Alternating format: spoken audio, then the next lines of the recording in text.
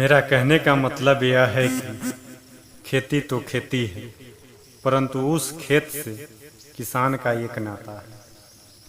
खेत की जुताई के समय किसान खेत में पड़े छोटे मोटे पत्थरों को इकट्ठा करके बाहर फेंक देता है, क्योंकि उसको अच्छी तरह से मालूम है कि इन पत्थरों के रहते हुए खेती करना असंभव है।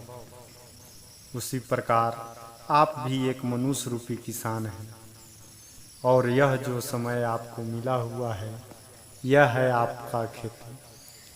मैं पूछता हूँ, ये किसान, तुमने इस खेती में क्या बोया? तुम्हारी खेती कब तैयार होगी? कब तुम इस फसल से अपनी सच्ची भूख को मिटाओगे? सच्ची भूख जिससे आपके जीवन में शांति मिल सके।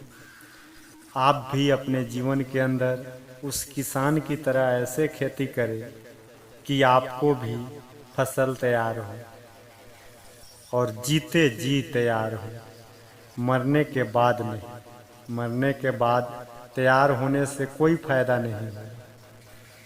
आपके जीवन में इस श्वास का महत्व जीते जी समझना चाहिए। इस मनुष्य जीवन का महत्व जीते जी समझना चाहिए। इस शांति का अनुभव जीते जी होना चाहिए। बिना इसके हम भटकेंगे और हमको चैन नहीं आएगा। सबसे बड़ी चीज यह है कि मनुष्य को भी एक प्रकृति है, और उस प्रकृति के अनुकूल मनुष्य को उस चीज में विश्वास करना चाहिए जिसको वह जानता है। कई लोग हैं जो भूल जाते हैं कि हम चल रहे हैं, परंतु सच्चाई यह है कि आप जीवन के रास्ते पर चलते रहे। अरे, आप कभी आईने में अपनी सूरत देखिए। एक समय था आप ऐसे नहीं लगते थे।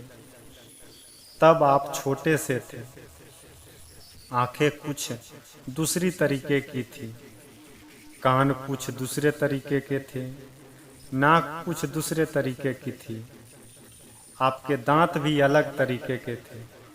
और अब आप अपने आप को आईने में देखिए। अगर आपको अपने चेहरे पर अंतर दिखाई देता है तो यह सबूत है कि आप इस जीवन के रास्ते पर चल रहे हैं। यह यात्रा चालू हो चुकी है। ऐसा नहीं कि आपने अभी टिकट खरीदा है और आप बस का इंतजार कर रहे हैं। नहीं नहीं, आप बस में बैठ चुके हैं और बस चल चुकी है। मैं पूछता हूँ, ये मुसाफिर कहाँ जा रहे हैं? आपके आगे अपने सपने हैं या कुछ हकीकत भी है? इस जिंदगी की यात्रा में आपका हम सफर कौन है? यह बस कहाँ रुकेगी? आपके इस जीवन की यात्रा में ऐसी कोई नहीं है जो आपका साथ दे सके। एक ही ऐसी जो आखिरी श्वास तक आपका साथ दे सकता है।